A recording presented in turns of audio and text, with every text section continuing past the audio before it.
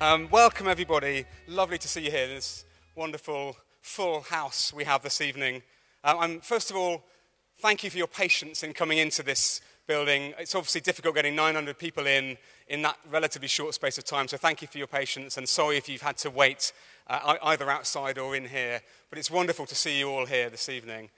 My name's Mark Williamson. I'm Director of Action for Happiness. We're the organisation that's putting on the event this evening. I know many of you have been to our events before, and I'm sure, like me, you're hugely excited about our guest speaker, Daniel Goleman, this evening, who we're absolutely delighted to have here.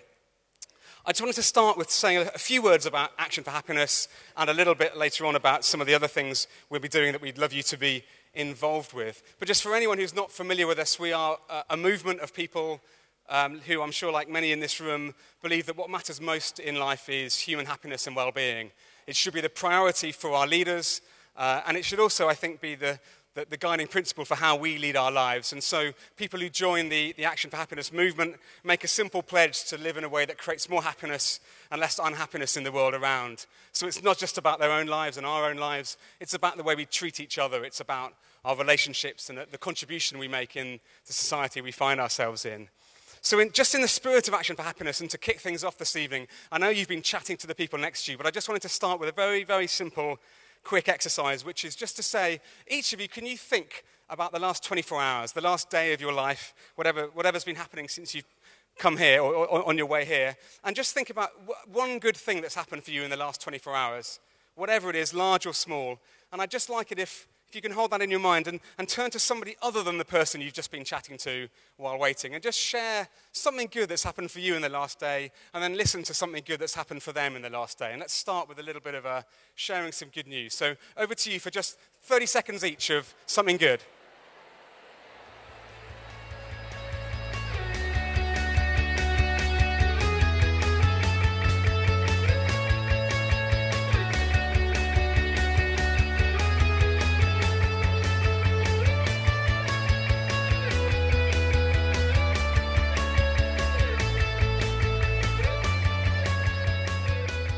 Lovely. So I hope you enjoyed sharing your good news and hearing somebody else's. I'd love to hear some of those stories, but we should get on with the evening. But we feel it's so important in a world that's so often focused on what's wrong that we sometimes regularly stop and ask ourselves what's right. Even in the most difficult and bleak of days, there are still things that are good and that we can be grateful for. So what I'd just like to do is really introduce Dan and set the scene for this evening's event. We are so thrilled to have him here, such a distinguished expert in this area. And many of you will, of course, know that probably 15 or so years ago now, Dan wrote a book which had such a huge impact on certainly on my life, but also on so many other aspects of society, in education, in the way that we think about relationships in the workplace, fundamentally challenging this assumption that it's our intellect, it's our IQ that matters most in having a good and successful life and a good and successful society. Emotional intelligence was, of course, the phrase that Dan coined for us and has now become such a part of the way we talk about so many aspects of what matters in terms of our psychological and mental health, our relationships, our education, and many other areas. Of course, Dan hasn't stopped there. He's moved on to many other wonderful books and works and areas of expertise. But I think what we have a chance to see this evening, as well as, I think, reliving some of Dan's emotional intelligence insights, is to see something almost as powerful and with such a potential to be like that book in terms of changing the way we look at the world. So as you'll hopefully see later on, there are some copies of Dan's new book, Focus, here this evening, which is really brand new, and I think most importantly setting an agenda which is so at threat in the modern world about how our attention is focused, or indeed often not focused. So I think what we're going to hear this evening are some messages that are hugely important, not just for us as individuals, but for the future of society and indeed the way we structure our organizations, the way we teach our children, and the way we live together. So please join me in giving a very warm welcome to our guest this evening, Daniel Goleman. Thank you so much.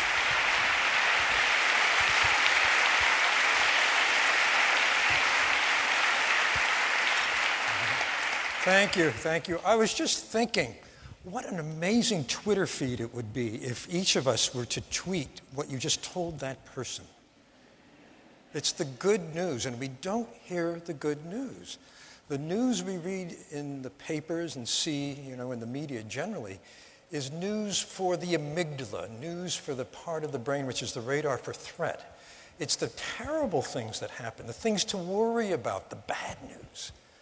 And we really need a balance because, truth to tell, on any given day, in any given hour around the world, if you were to take all the small acts of kindness that were done, on the one hand, and on the other hand, take all of the terrible things that happen, the acts of kindness would by far outweigh the worrisome things, the bad things. We need to focus more on the good news. And focus, which is the topic I've been most interested in, is extremely important. I'd like to bring home that importance to you over the course of the evening.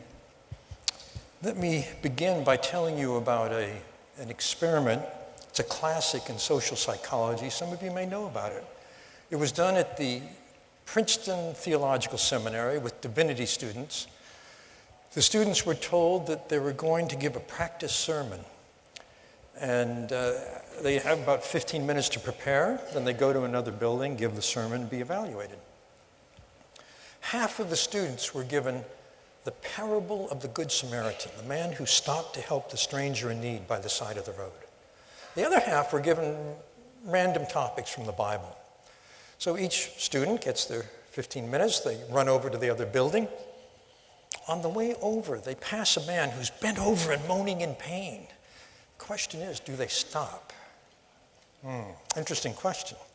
More important, does it matter if you're mulling the parable of the Good Samaritan? What do you think? Didn't matter. What made the difference was how much time pressure people thought they were under. If you feel pressured, you just don't notice. Our world collapses. And today, attention is a mental faculty under siege. We have more and more incoming information, more and more to do in less time. There's less and less time that's truly away from work. They can find you at home.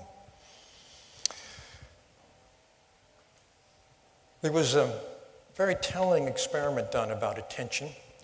It's done at Harvard, but with a national American sample, probably the same data here. People were given an iPhone app, and the app called them at random times during the day. And it asked two questions. What are you doing now, and what are you thinking about? Turns out people's minds are wandering on average 50% of the time. They're most focused, no surprise, when they're making love. However, who answers an app like that? I don't think it's a good idea.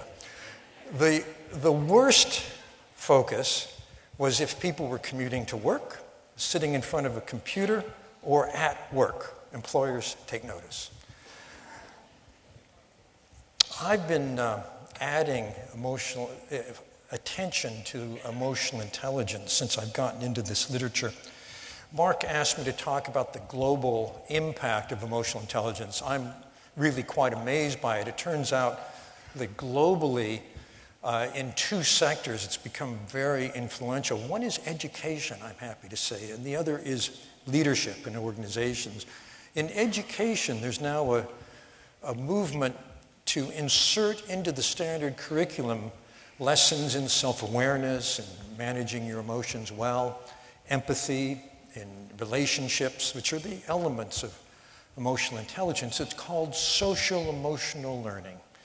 And it's been going on now for more than a decade. There was recently a study published that looked at, it aggregated more than 500 separate studies of schools where kids had this kind of education and those where they didn't. And it showed that antisocial behavior, fights and bullying and so on, goes down about 10% on average, more in schools that need it more. Pro-social behavior, liking school, feeling someone at school cares about you, attendance and so on, go up by 10%. The really interesting finding is that academic achievement scores go up by 11%. Kids are less absorbed in, the melodramas. She didn't invite me to her party. These are the things that really capture kids' attention. But if you know how to handle those situations better, you have more focus for what you have to learn. The second is leadership, and this is gratifying too. It turns out that if you do, in an organization, you look at the leaders who are really most effective, top 10% by whatever metric makes sense in that sector, and you compare the top 10% to people who are just average, who are in the same role, you can find, if you do a systematic analysis, you can find abilities or competencies that the stars have that you don't see in the average.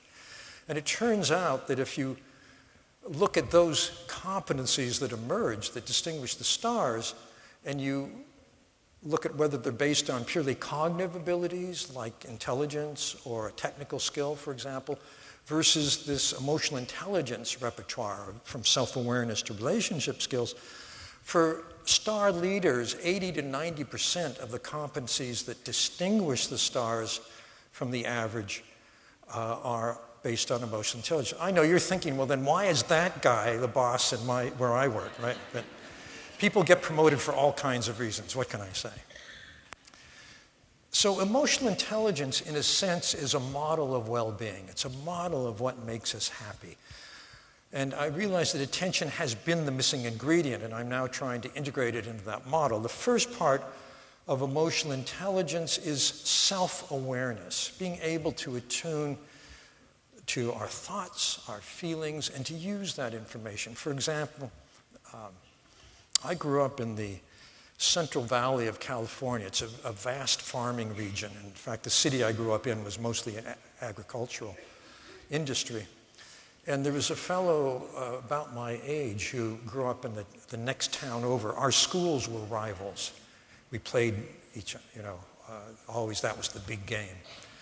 And he was a terrible student. He almost flunked out, what we call high school in the States. But he went to a local two-year college and found his way to film. And it turned out he loved film.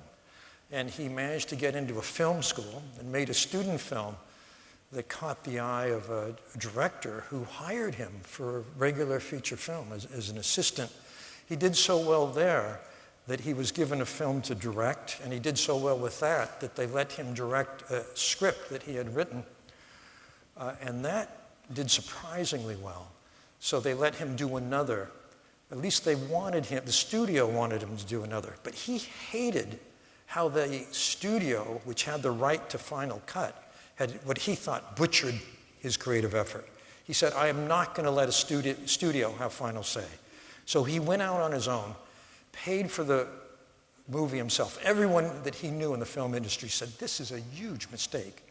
Did it anyway, he didn't care.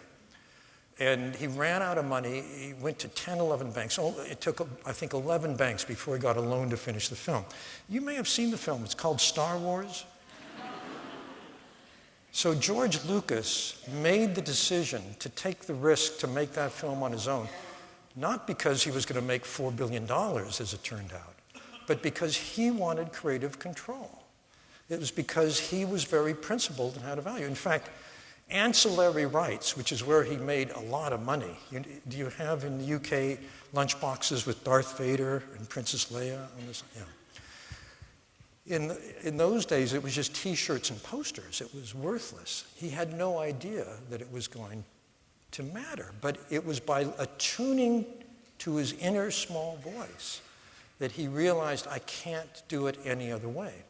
There is some research on what's called good work. Good work combines what we're excellent at, that is our best skills, what we enjoy doing, what engages us, what we're passionate about, and our ethics, what matters to us, our sense of purpose and meaning. And if you can combine those three things, you'll be doing work, it might be an avocation, but you'll be doing something you love doing because it's meaningful to you. And it takes the ability to tune inwardly to find your way to good work. But one question is, how much of what I do now could I consider good work? What could I do over the next 5 years to make it a larger proportion? Because it's in doing good work that our attention naturally gets super focused. You get into a state called flow. Flow is, has emerged in studies. How many of you have heard of flow? So you know that it's a state for optimal performance, where your skills are really called upon at the utmost, where you're very flexible in your ability to adjust to things, and it feels good. Flow is a positive, joyous state. And being able to work that way is a real treasure. The second part of emotional intelligence is self-management. Being able to handle your distressing emotions so they don't overwhelm you, being able to marshal your positive emotions, joy, passion, so on, to do what you love doing, or to do what you have to do even. And one of the early markers of this self-management is called cognitive control. You see it in a 4-year-old child. Some of you may have heard of the marshmallow test. That's another legendary study. It was done at Stanford University. 4-year-olds from the preschool there are brought one by one into a room, sit down at a small table, a big juicy marshmallow is put on the table, and the experimenter says, you could have this now if you want, but if you wait till I run an errand and don't eat it till I get back, you can have 2 then. Then she leaves the room. This is a predicament that tries the soul of any 4-year-old, I assure you. I've seen video, it's really fun, it's very cute. Some just go up to it and smell it and then jump back like it was dangerous, and other kids just go off in a corner, sing and dance to themselves to distract themselves. And some just can't stand it. They gobble it down right on the spot. And about a third wait the endless 10, 12, 15 minutes, whatever it was, till the experimenter comes back, they get 2. The payoff finding comes 14 years later when they're about to go to university. They're tracked down, and the 2 groups are compared, the ones who waited and the ones who gobbled. And what they find is the ones who waited get along better with their peers. They still can delay gratification in pursuit of their goals, which is basically what this is a test of. And surprisingly, on the American University Entrance Exam, the SAT, the top score is 1,400. The kids who waited had a 210-point advantage over those who grabbed. And this is really interesting. Remember, these are all the children of people at Stanford, very high IQ families. So what's going on? Kids who can't manage their impulse, who can't delay gratification, are constantly distracted. So they can't pay as much attention to what the teacher is saying, to their studies. And I think that's what may account for the difference. So in a city in New Zealand, they took every child born over the course of a year, about 1,037 kids. And they tested them very rigorously for cognitive control, many different tests, including the marshmallow test, from age 4 to 8. And then they tracked them down in their 30s. And what they found was that a child's cognitive control was a better predictor of their financial success in their 30s and of their physical health than was IQ or the social economic status of the family they grew up in. That's a rather stunning finding. And that what they also found was that children who started out not so good at this, but who improved over the course of childhood, ended up doing as well as the kids who were always good. And in fact, one of the conclusions from that study is that we should be teaching these abilities to every child. I'll get back to that point. The third part of emotional intelligence is empathy, being able to attune to the other person and know how someone else's feelings, understand how they see the world. This depends on something called the social brain. It's a newly discovered, last 5, maybe 10 years at most. This part of the brain, or this circuitry within the brain, emerged when neuroscientists stopped studying just one brain and one body and one person and started studying 2 brains and 2 bodies while people interacted.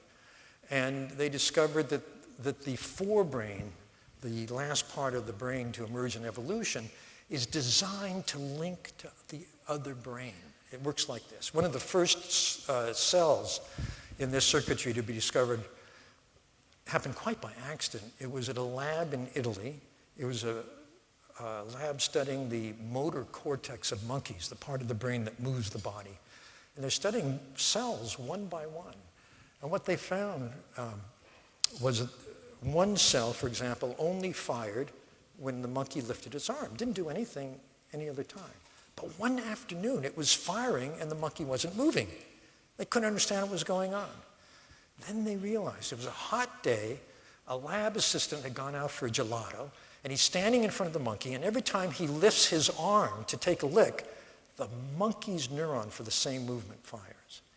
They're called mirror neurons, and our brain is peppered with them. And what it means is that when we're face to face with someone, we get an instant readout of what they're doing, what they're intending, what they're feeling. It creates a brain-to-brain link that keeps us on the same page. And there are many other circuits now that have emerged. There's circuit, for example, that when someone we're with is in pain, our circuitry for experiencing pain lights up. So we have this immediate sense of connectedness, or we do ordinarily. And I think it's important to understand when we do and when we don't. There was a study at Harvard Medical School of doctor-patient interactions. They measured the physiology and they videotaped the session. And after the patient leaves, they asked the patient to look at the video and say, tell us when you felt the doctor really was listening, really cared, really understood, on the one hand. At times he didn't get it, wasn't listening, didn't care. So when the patient said the doctor didn't care right there, the two physiologies were completely independent. When the patient said, yeah, he really understood, it was like two birds flying in formation. In other words, this brain-to-brain link operates in our entire biology. There was another study, very telling, done at University of Wisconsin. Women are getting their brains scanned and they're told, you're going to get an electric shock. Mild electric shock, but enough to be apprehensive about. And their circuitry for alarm and anxiety, starts flaring up. Understandable. If someone holds the woman's hand, it goes down a little bit. If the woman's husband holds her hand, it goes completely quiet. We are biological allies for the people who love us and who we love the most. This is very important to understand because it's not known really, it's not acknowledged, but it's felt. If someone's in hospital and you go and sit with them, it makes a difference that you're there. Presence makes a difference.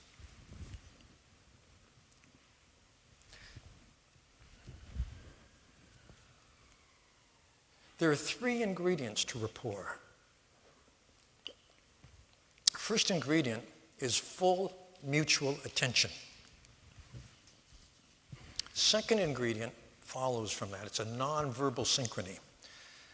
So, for example, if 2 people are really connecting, really clicking, really have chemistry, and you make a video of the interaction and play it back without the soundtrack and just look at the bodies, you'll see that it's as though they were choreographed. People are moving, in response to each other very elegantly. It's done with a set of neurons called oscillators. Oscillators determine how we respond to the body in front of us or to anything in front of us. Oscillators are extremely important for human survival. And the reason is this. At the moment of a first kiss, oscillators determine how quickly the velocity is at which those skulls come together. And if they get it wrong, it would be very bad for human survival. So thank goodness for oscillators. So there's two things, full mutual attention, nonverbal synchrony, and the third is very interesting, flow. It feels good. It feels good to connect fully with someone like that. It's a microflow, a mutual microflow.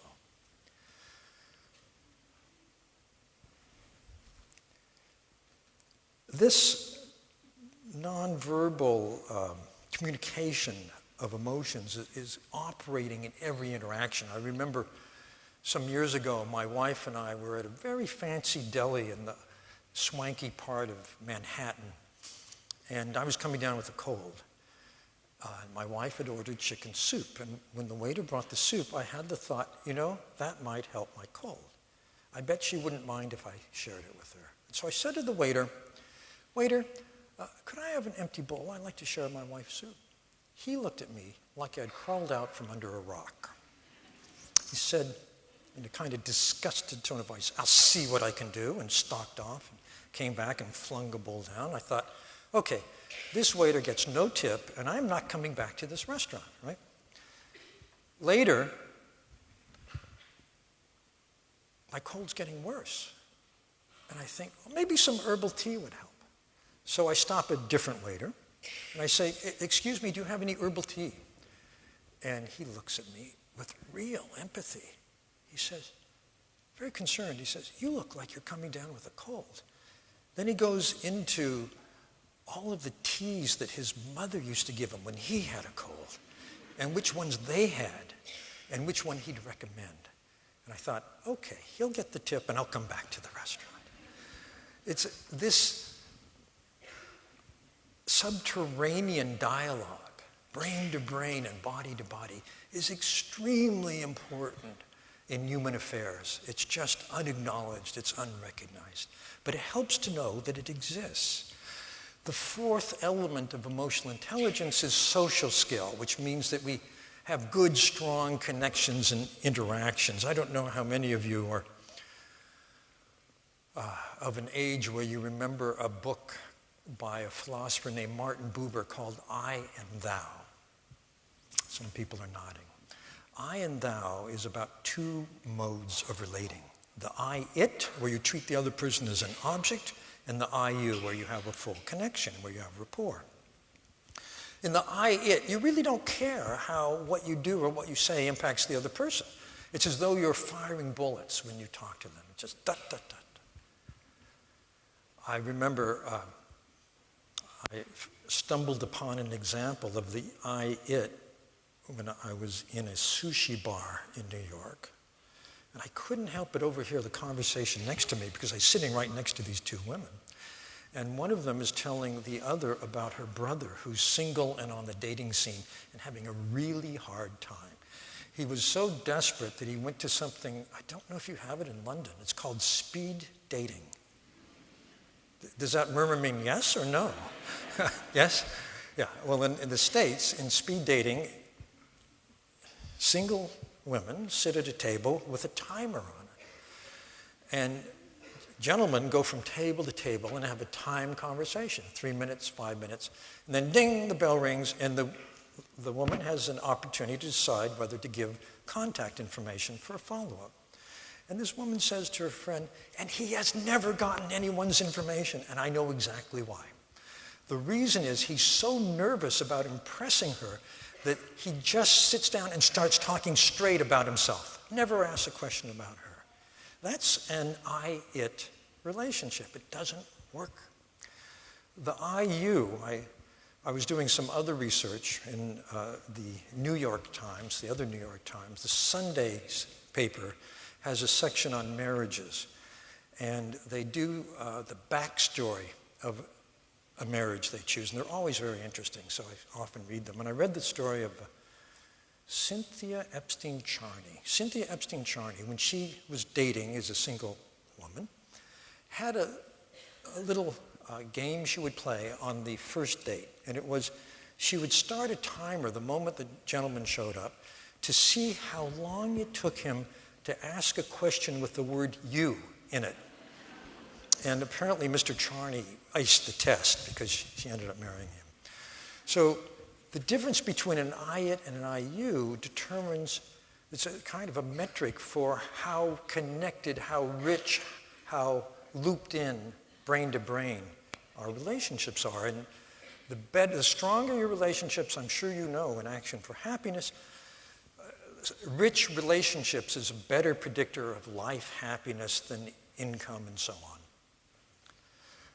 Mark was telling me a principle from Action for Happiness, that our happiness increases to the extent we care about others' happiness. I thought that is really wonderful, but I just read some troubling data, and the data comes from work at the University of California at Berkeley, and what it shows is that if two people are meeting for the first time, and one is a much higher socioeconomic status than the other, the person of the greater social power pays less attention to the person of lesser social power. And, you know, it's subtle, but it's measurable.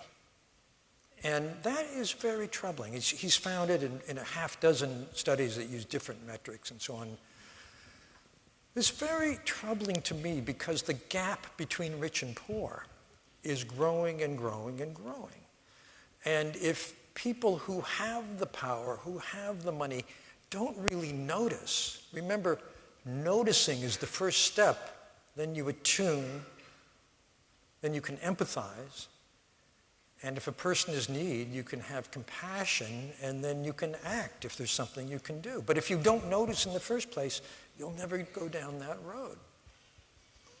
So I found it very, very troubling. I do remember when I was in graduate school, I met a member of the Guinness family. I guess the Guinness family is a wealthy family here. Is that right? Yeah. And his ambition was to go back to the UK, he was in university in the States, and work on an assembly line in an auto plant. And he hoped to be elected union steward. And if he were elected union steward, he hoped to run for parliament on the labor ticket.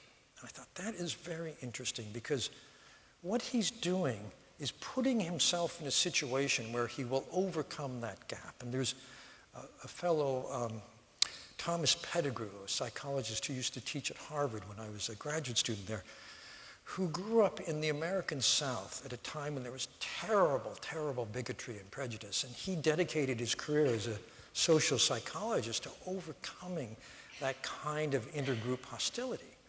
And lately, he had published a study, it's an aggregate of more than 500 different studies, about intergroup contact, which shows very, very strongly that even if there are two groups that are very, very hostile, if people from one group grow up or have friends with people from the other group, they don't share the prejudice. It's one of the best ways to overcome these kinds of divides, to heal them. If you don't do that, you're prone to what's called the narcissism of minor differences. It's a phrase from Freud. The narcissism of minor differences occurs when there are two groups who are largely the same, but have some kind of hostility or just don't know each other.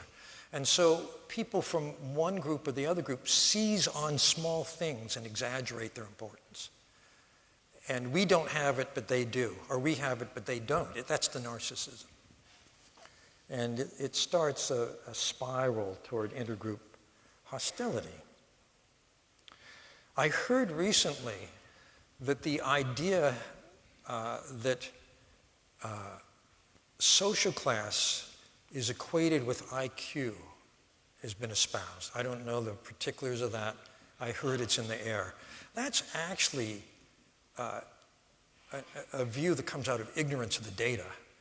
There's a very good researcher named Flynn who's established what's called the Flynn effect. The Flynn effect shows that it's not the family you're born into that determines your IQ, because of what's called neuroplasticity, which is that the brain continues to shape itself through repeated experience, and epigenetics.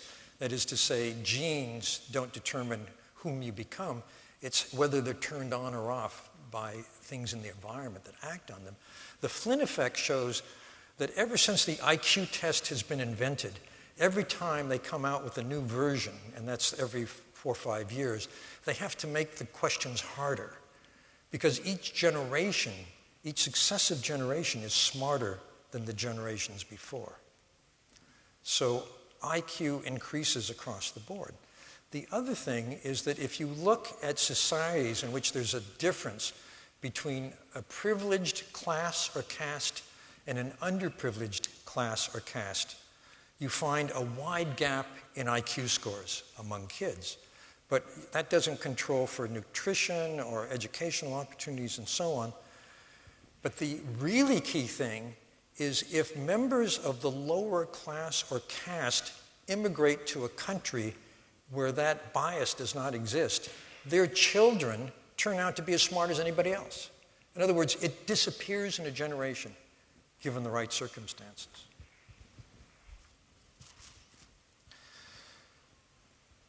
The experiment where they tracked children and found that cognitive control was a stronger predictor of life success than IQ. They also said that our conclusion is that we should teach children these skills. And that, in fact, there's a Nobel-winning economist at the University of Chicago, James Heckman, who argues that doing that systematically would improve the GNP of an economy significantly over time. Not the gross national happiness, GNH, but the GNP. So I was in a classroom recently in Spanish Harlem. Spanish Harlem is a very impoverished section of New York City. And I went to visit a second grade classroom. And in this second grade class, the kids were having their daily session of what they call breathing buddies. Breathing buddies begins with each child going to their cubby and getting their favorite small stuffed animal, finding a place to lie down on a carpet, putting the animal on their belly, and then watching their belly rise and fall, and counting 1, 2, 3 as it rises, 1, 2, 3 as it falls. And if their mind wanders off, they bring it back to the 1, 2, 3. That turns out to be an explicit lesson in cognitive control. Cognitive control means I can focus on this, and when my mind wanders over here, I notice it's wandered, and I can bring it back. That is the core of being able to resist the marshmallow, or to keep your mind on your studies. In fact, I think it's such a useful exercise that I think we should try it right now. It's not just for 7-year-olds. So what I'd like you to do is sit up in a dignified posture, not tense, but alert. I know it's late, but we'll just do this for a little bit. And close your eyes and bring your attention to your breath. Just the natural flow. Don't try to control it. And try to see if you can sense it at the tip of your nose. Just breathing out, breathing in. And watch the full out breath, the full in breath. If there's a pause between, stay with that. Be fully aware of each breath. Breathing out, breathing in.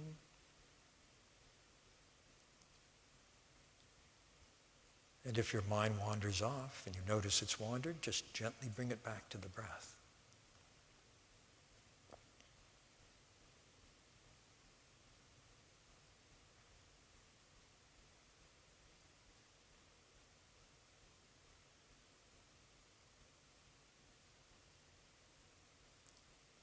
Watch each breath from the beginning to the end. Start with the next.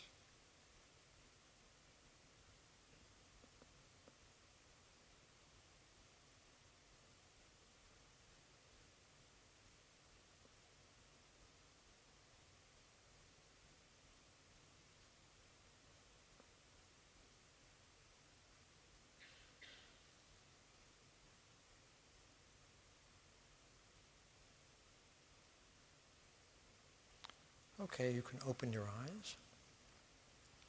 It's as simple as that. How many of you actually do some mindfulness or any kind of meditation? Quite a few. Well, if you do this simple exercise for, say, 20, 30 minutes a day, it starts to work on the muscle of attention. Attention is a mental muscle. And the basic workout for this mental muscle, it's like a rep in the gym. You know, every time you lift a weight, every repetition, the muscle gets stronger, just that much stronger. And every time you notice your mind wander and you bring it back, you're enriching the connectivity of the circuitry for concentration. And it pays off. There's a researcher named Richard Davidson at the University of Wisconsin who worked with a fellow named John Kabat-Zinn, who's the guy who made mindfulness well known in the West. They went to a very high-pressure biotech startup company, and they, it's 24/7, and people are stressed out, and they offered this to people there. And what they found was that if a group were to do this for 8 weeks, 30 minutes a day on average, there was a real shift. And the shift was in a measure that Davidson developed. His expertise is in emotions in the brain. And he discovered that when we're really anxious, uptight, angry, hassled, stressed, the right prefrontal area, just behind the forehead, is very active. Also, the amygdala, the brain's radar for danger. When we're really feeling great, what a nice day, energized, I could do anything today, you're in a good mood, this part is very quiet, but there's a lot of activity on the left. And each of us has has a ratio of activity right to left that predicts our mood range day to day. There's a bell curve for this. Most of us are in the middle. We have good days, we have bad days. If you're far to the right, you might be clinically depressed or clinically anxious. If you're far to the left, you bounce back from things. You're very resilient. So what he found was that before starting, the people in the biotech company tended to be slanted to the left. No, to the right. They're hassled. But after 8 weeks, they're starting to go back to the left. In other words, it was changing the emotional set point. Interestingly, phenomenologically, what people experienced was they spontaneously said, you know what, I'm starting to remember why I love this job. They felt much better about what they're doing. They're not feeling hassled. It's very meaningful work. They're developing drugs that could save people's lives, and they love the work. And they also, interestingly, were able to mobilize the flu shot better. When you get a flu shot, which you should do now, because flu season is coming, what it does is mobilize what are called antibody titers that help you resist the flu. And their bodies mobilize more antibody titers than most people. So it had another effect, which was biological. It's good for you that way. And it's very, very simple. But I don't just believe in individual solutions for a better and happier society. I think we also need social solutions. An example that I love is what's known as the Greystone Bakery, which is in a part of New York in a very impoverished neighborhood. The Greystone Bakery takes people, families and parents who are homeless, gives them housing and trains them to bake. And the Greystone Bakery supplies a company called Ben & Jerry's Ice Cream. Ben & Jerry's Ice Cream is now owned by Unilever. Do you have it? You don't have it in Britain. You do? Okay. So they make brownies for a flavor called chocolate fudge brownie. And if you're a chocolate lover, you have to try chocolate fudge brownie. Amazing. But they send truckloads of brownies up to Vermont, where the ice cream factory is in the States. But what I like about this is the motto of the company. The motto of the company is, we don't hire people to bake brownies, we bake brownies to hire people. Think about that. In other words, it's a difference in values. It's a difference in priorities. I was at a conference recently where the Dalai Lama gave an address on ethics. And he gave this advice: when you face a decision, ask yourself these 3 questions. Who benefits? Is it just me or a group? Is it just my group or everyone? Is it just for the present or is it for the future? Leadership, in my view, really refers to having a sphere of influence. And for some people it's large, some people it's intimate, whatever it may be, we all have spheres of influence. We're all leaders. And I think we all can make a difference. Some of you may have been here. Matthew Ricard came to speak at Action for Happiness. Matthew is a really interesting guy. He got his PhD at Pasteur Institute in cell biology, and his advisor actually got a Nobel Prize for the research they were working on. But Matthew decided to leave the field and go to the Himalayas and become a monk. And basically he's been meditating for decades now. And Matthew was actually studied by Richard Davidson, who's doing work on contemplative neuroscience. And his brain is, the set point, he's very far to the left. And another psychologist named Paul Ekman, who's the world's expert on the facial expression of emotion and communicability of emotion, wanted to study Matthew. And he wanted to know what kind of influence or impact does Matthew have when people interact with him. So he designed an experiment where Matthew would have a debate with someone who was really very different. So Ekman did a quiet phone survey of the faculty at the University of California, San Francisco. He wanted to identify the most obstinate, abrasive, confrontational professor in the university. Oddly enough, everybody agreed who that was. So he calls Professor X and he says, in the interests of science, would you take part in an experiment? Professor X says, of course, I'd be delighted. But as the day grew nearer and nearer, he started making demands which became more and more unreasonable. So they dumped Professor X. They went with the second most difficult guy.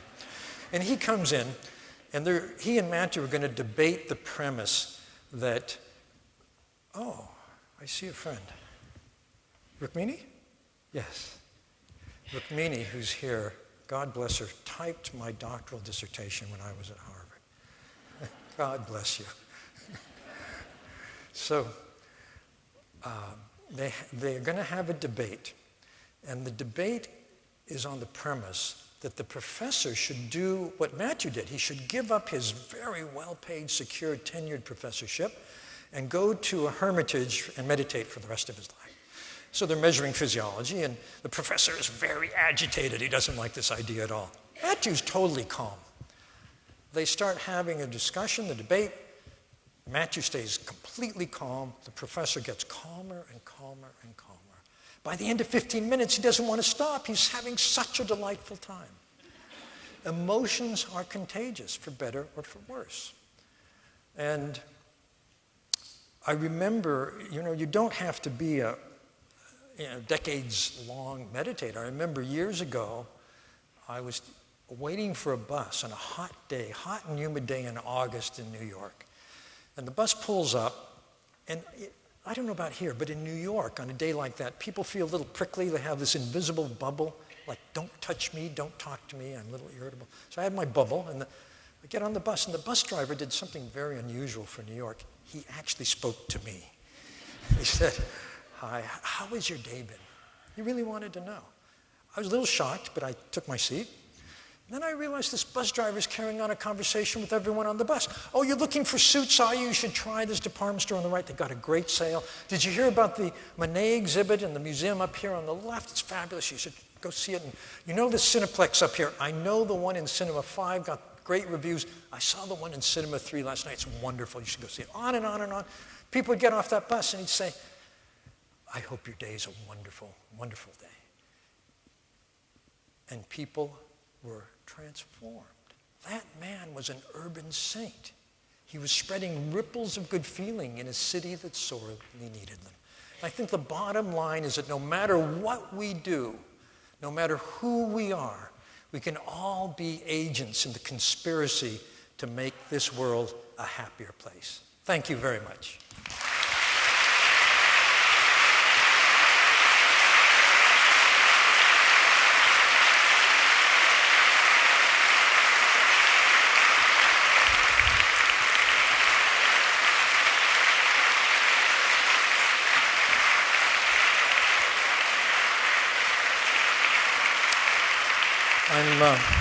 I'm happy to entertain questions. There are people with mics, I'm told. So if you can raise your hand, we'll get a mic to you. Anybody have a question? Oh, yes. Uh-huh.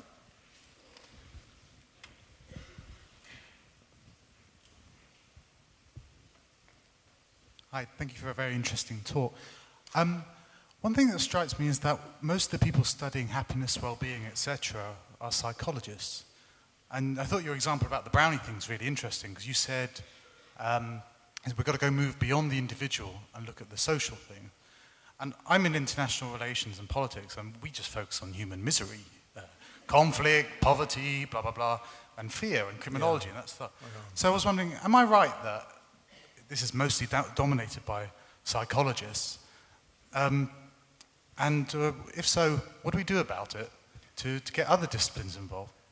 Yeah, to get more disciplines and fields involved in this, you mean? In the study of happiness and well-being, because it seems Yeah. the disciplines which study the big macro factors are focused on misery.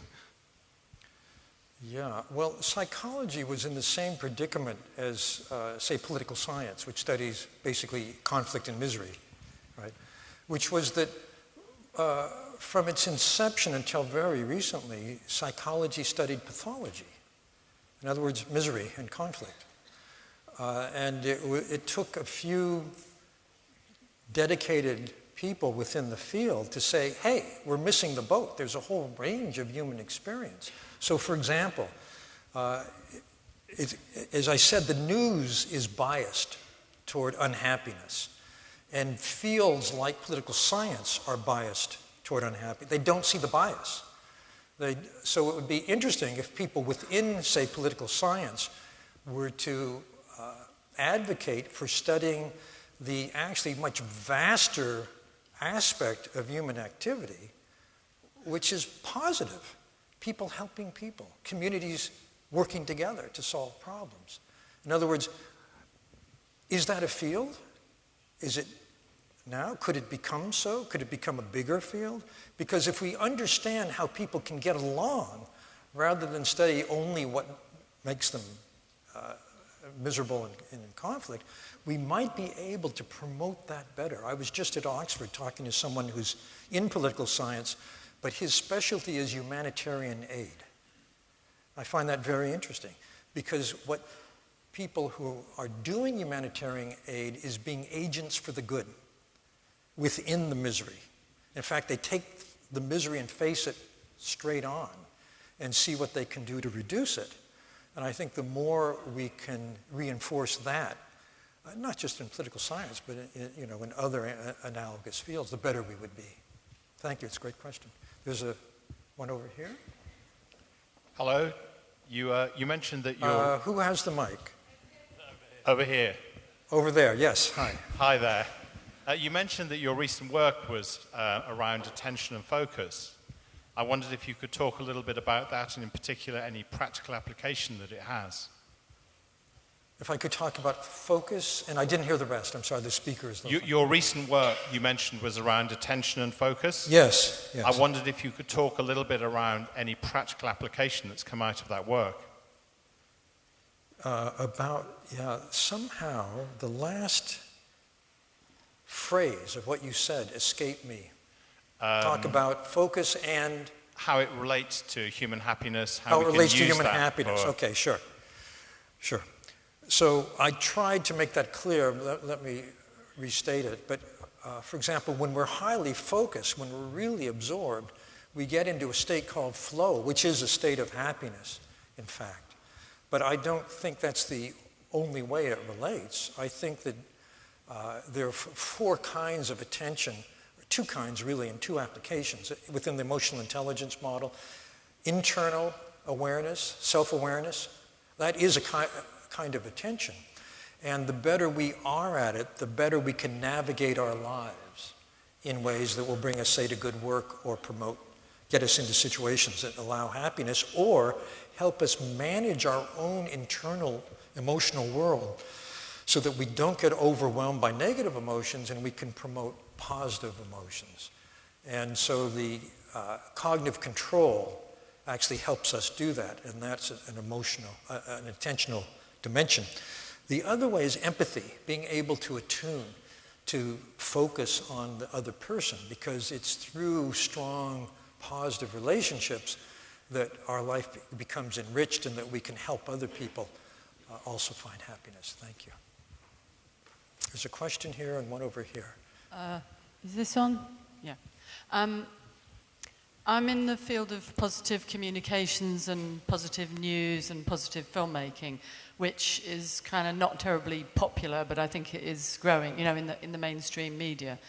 And I'm very interested in what you say about the fact that emotions are catching, which they obviously are. Sure. Has any studies been done about what determines whether whether the rageful person catches the peace or the peaceful person catches the rage. And if you're a high empath, I'm extremely empathic. And it's great in some ways, but my God, I find I can't hold my own. Oh, yeah. Who's the sender, who's the receiver? Yeah. It's a very good question. If emotions communicate person to person, who sends, who receives? There are a few things that determine it. For example, there have been studies in psychology where two strangers come into a lab, they fill out a mood checklist, how do you feel now? They sit facing each other in silence for 2 minutes and then fill out the same checklist. And it turns out the person of the dyad who's more expressive communicates his or her emotions to the other person. That's one factor. The second is that generally in groups, the more powerful person sends emotions and others receive. So for example, in team situations, when the team leader is in a negative mood, people in the team tend to catch the mood and performance goes down. If the leader is in a very positive mood, people catch the mood, performance goes up. So power is another factor. The third factor is how stable you are in the emotion. So if you're like Matthew, then you can convert the professor and bring him into a positive mood range. There may be other factors, but those occur to me. Who has the mic? Power of the mic. There's 1, 2, 3 questions here. Let's go right here. Hello. Dan, thanks for that nice things, and I was in tune. I have a very strange question, but it looks strange. I can't understand what is the meaning of happiness, and is it happiness with whom? Is it for outside? It's inside? How I know I'm happy? Oh, you're happy now. You're smiling. That's how you know. You have to. It's a question. If I'm teaching, also I'm a teacher. So if I want to explain to my students what is happiness, how do I explain? For instance, I was not getting ticket for this. I got ticket in the waiting. I was happy then. I'm happy now. But I don't know what is meaning of happiness. Well, I was happy myself. I'm Sure. getting something. Yeah. It's a material world which is giving me happiness. It's Yes. inside. So it's a long question. Yeah. So I would say happiness is something inside, and that it's related to feeling good. Smiles are a clue. Laughing is a surefire sign. You know what? Your kids already know what it means. You don't have to define it for them, really. But what's interesting, here's a concept for you. Can you be happy for no reason? In other words, can you cultivate an inner state of well-being that's not dependent on circumstance? I've heard that it's possible. Let's try. Next question. Oh, here's the mic here. Yes, ma'am. Hello. You mentioned that you were troubled by the information about actually the inequality gap and IQ being less for poorer people. Yeah. I'm internally happy, generally speaking, all the time. I see. And therefore, I came up with an answer. Hope you don't mind. Okay. And that is that once you've got that information, that's great, really, because you can spread that information. You can tell people, high up people who count, if you like, authorities, or you can spread that information via your books, your machine, whatever, that this is a real thing and it's happening now and it needs to be changed, and that you have ideas and ways of how to change it by educating kids and making it a standard thing in school. Well, yeah, and I think we all, as I said, we all have spheres of influence. So we all can be spreading that same message. Absolutely. So that's a great answer. Yeah. Thank you. Can I add one sentence? Yes, sure. And that is that really, when they said it was going to be the end of the world, 2012, whatever, I actually think it was the end of the dreadful world. It was the beginning, rather than the end of something, it was the beginning of something new. And I think there's a really special thing happening at the moment. There's more and more people who are interested in spreading good stuff learning about good stuff, doing Action for Happiness, learning how to be, like you say, all the kids, they know how to be happy inside anyway. It's just a case of the older people learning how to do it too. I hope you're right. That's great. Who has the mic? Yes.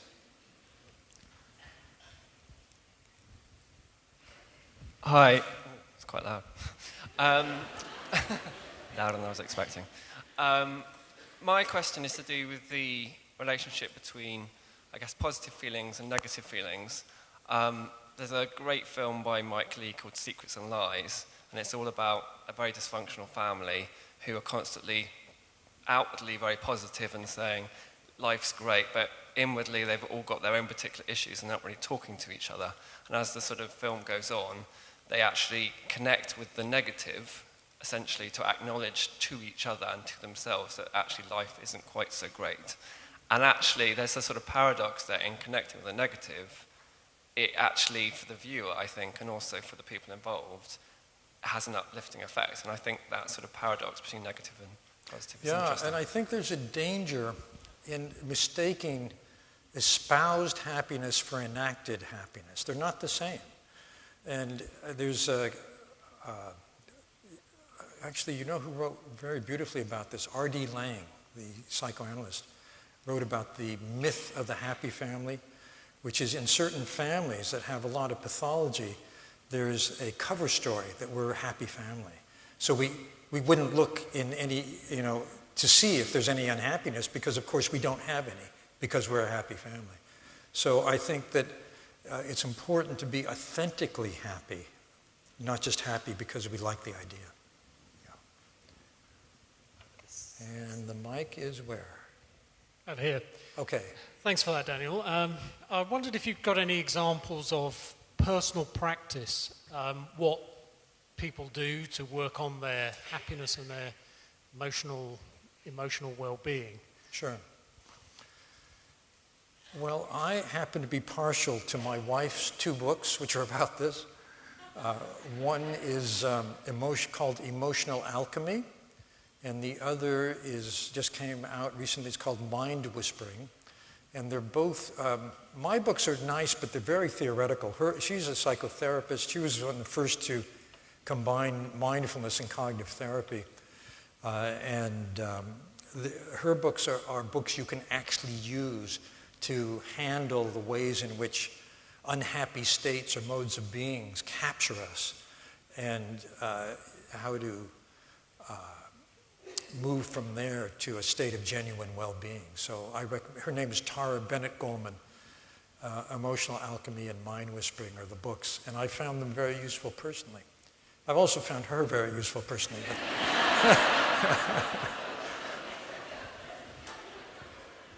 Yes. Thank you. Hi, Daniel. Hi. Thank you. It's a wonderful talk. Thank you. My question's about the impact of technology on happiness and focus. I found myself, and I wonder if other people here have a kind of a real lack of focus, Sure. technology, checking your Sure. emails, stuff like that. Yep. What's the impact of technology on focus and happiness? Okay, And yeah, sure. is there a possibility of a positive impact? Because I can't think of one. Well, consider this. In the year 2007, Time magazine, which is a major American magazine, had a small article which said there's a new word in the English language. The word is pizzled. It's a combination of puzzled and pissed off. And it's the way you feel when the person you're with suddenly whips out their BlackBerry and ignores you and starts talking. Well, the word pizzled died along with the BlackBerry, right? The new social norm is to divide attention, or in other words, to ignore the person you're with and look at a screen. You go to a romantic restaurant and you'll see couples at a table and they're both looking at their phones, not into each other's eyes. I saw a kid about 8 or 9 years old riding his bike and texting while he was riding. So, it's just creeping in. And so, you can be at work and you're doing fine. All of a sudden there's a pop-up. Oh, you've got an email. Well, I've got to look at that, right? Or, you've got tweets, or you've got this text, and, there's just an inundation. What's happening is that technology is insidiously invading our focus. And because of that, I argue we have to get better at focusing. That's why I think it's important to teach kids cognitive control. Cognitive control means I'm not going to look at that email. I'm going to continue with this. And it's important for adults to do it at work. That same study that showed that people's minds are wandering at work also found that the more your mind wanders, the less happy you are. And one of the reasons is that the circuitry for mind wandering tends to focus on problems, concerns we have, particularly in relationships. She didn't email me back. I have to now review all the things I did that make her hate me. That's the way that part of the mind works. So to the extent we can turn it off when we want and stay focused on what we have to do or the person we're with, our life is better off. And there are new apps. This is very interesting. On the one hand, technology invades us, and then it starts selling us things to turn off the invasion. So there are apps that will make you unable to go to your web browser for a certain number of minutes or hours that you determine, or stop those pop-ups from coming. It's a way of taking control over the external invasion, but then there's our internal willpower, which we can increase. And this little attention strengthener we did is one way of doing that. So I think we need to take back our attention from technology. And it is mixed. For example, video games. Video games, and kids can spend hours focused on video games. Can't do their homework, but they can do the video game. Right? So the literature is showing positives and negatives. I was just talking to a young man last night who loves strategy games. And it's really doing two things, those kinds of games. They're enhancing his ability to stay focused and also to think strategically. Well, that's good. If you are one of the kinds of kids who love battle games where you're like killing people or they're killing you and it's very bloody, it has two kinds of benefits. One, you have to stay really vigilant for something that's going to pop up and kill you. And that would make you a very good air traffic controller, for example. On the other hand, it means that when the kid bumps you in the hall, you assume he has a grudge against you rather than it was an accident. That is, it gives you a negative attribution bias. So it's very mixed. There's a new generation of video games being designed to enhance attention. One of them actually was designed by Richard Davidson. It's called Tenacity. My grandchildren played it, and they liked it. It's a game on an iPad, and every time you breathe out, you tap the screen. So what it's doing is helping you pay attention to your breath. On the fifth breath, you tap twice. And if you do that, then you get a visual reward, like flowers bloom in the desert or something. They liked it a lot. It gets harder and harder as you get better and better. What that is doing is explicitly strengthening the attentional function. So I think there's going to be a new generation of games that will have options that are more positive. But meanwhile, I think we've got to take a strong stand in our lives and create a boundary for those things. I don't know where the mic is. One more over here. Yes. So I've read Search Inside Yourself, which I think you contributed to, and I believe that I should practice mindful meditation, and I've been trying for 6 months. And generally I think I'm happier, but I do find myself having to discipline myself to do the meditation.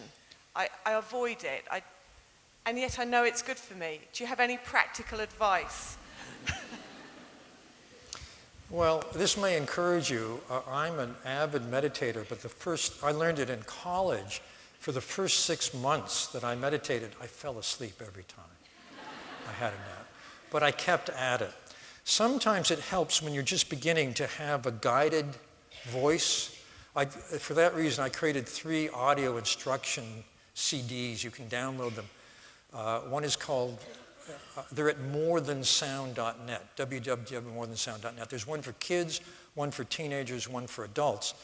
And there are many. John Kabat-Zinn has wonderful audio voice instruction for mindfulness. But the reason it's good to start there is that our mind is wired to wander.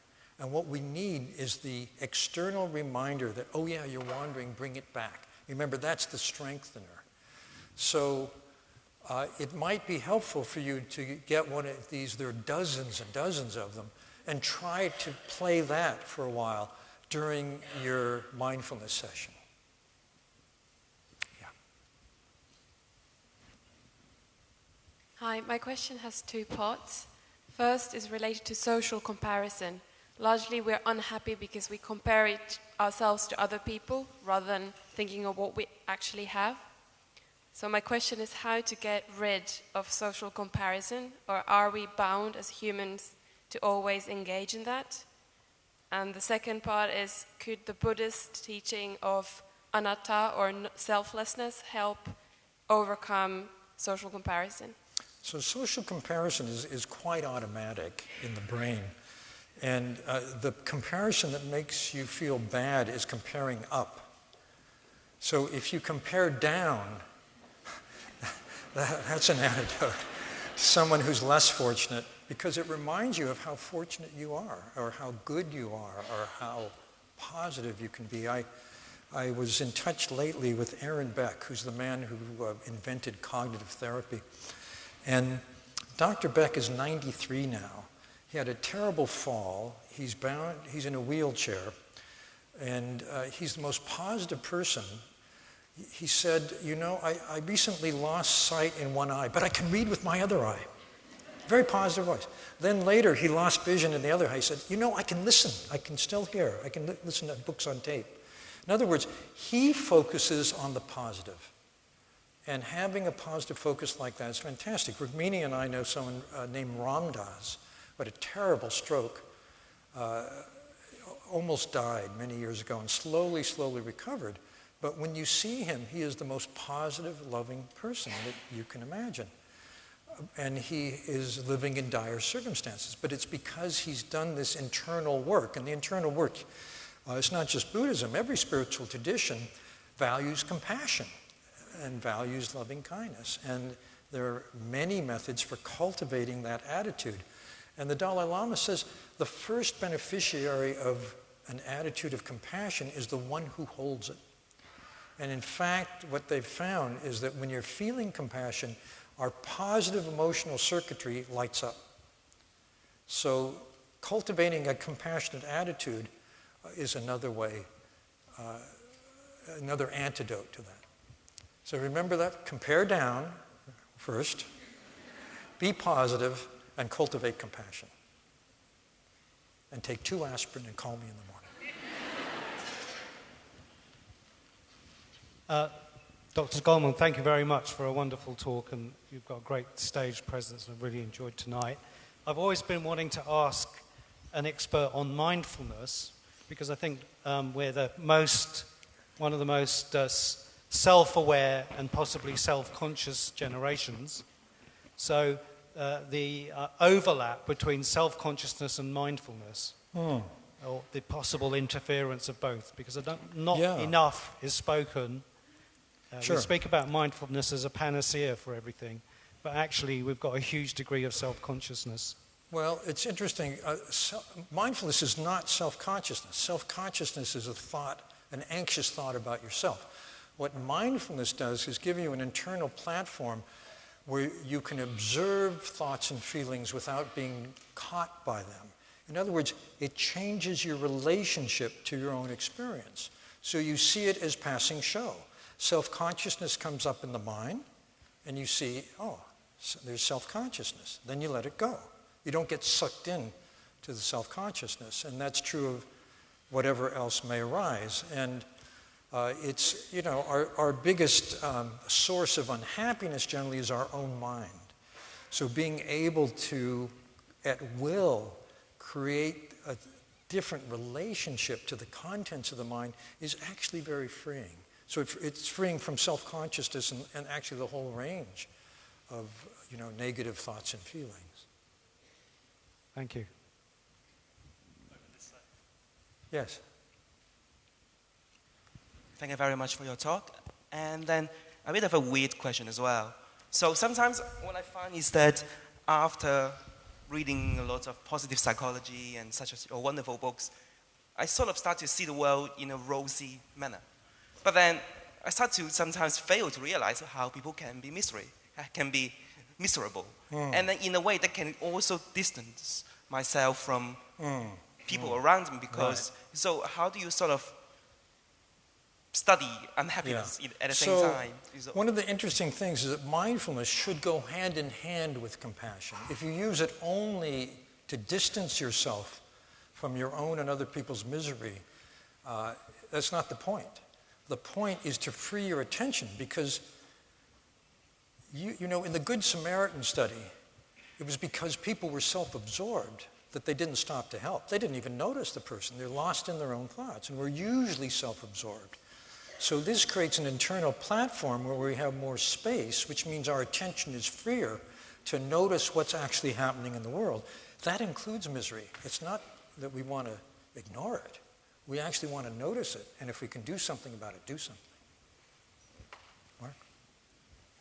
I'm afraid we're going to have to end questions there. Firstly, I just wanted to say, Dan, thank you so much for being here this evening and for sharing all of your wisdom. Please join me in thanking Dan, first of all.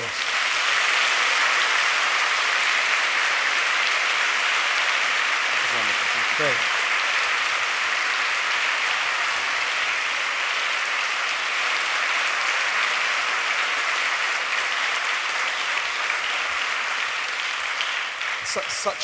Such a lot of wisdom was shared with us this evening, and indeed very, very wise questions from this audience as well. I'm struck by how much of what Dan has said brings together so much of what many of us believe in this room. I was left with one major feeling, Dan, which is that when we look around so much of society we find ourselves in our workplaces, in our media, in our day-to-day lives, we find that so much of the wisdom that you've shared with us this evening isn't immediately obvious. And so I think what I was most struck by was this sense of we don't need to wait for the system to change. In fact, the system won't change unless people lead that change. So I think what you've helped really reignite for us this evening is this sense that we're all leaders and we can all be agents, as you said, agents in this conspiracy of building a happier world. So I'd like us to all leave with that message and maybe think as we leave this evening, how can we be more agents of the sort of change that Dan has inspired us with this evening? So thank you all so much for being here. I would just like to say that one of our forthcoming events this year is hopefully to see Richie Davidson, who Dan referred to so often in his talk, coming here to share some of his wisdom from the neuroscience perspective and a wonderful film that he's been involved in making. So we'll communicate more about that later in the year. But thank you so much for being here this evening and for all of your energy and contribution. And before we sign off, please do remember that we have two books here this evening. One is Dan's wonderful new book, Focus, which is available in the corner over here, which we'd highly recommend. And also, he mentioned his wife Tara's book. I think we have Mind Whispering here as well. So please do check those out. And finally, join me once again in thanking Dan so much for being here this evening. Thank you.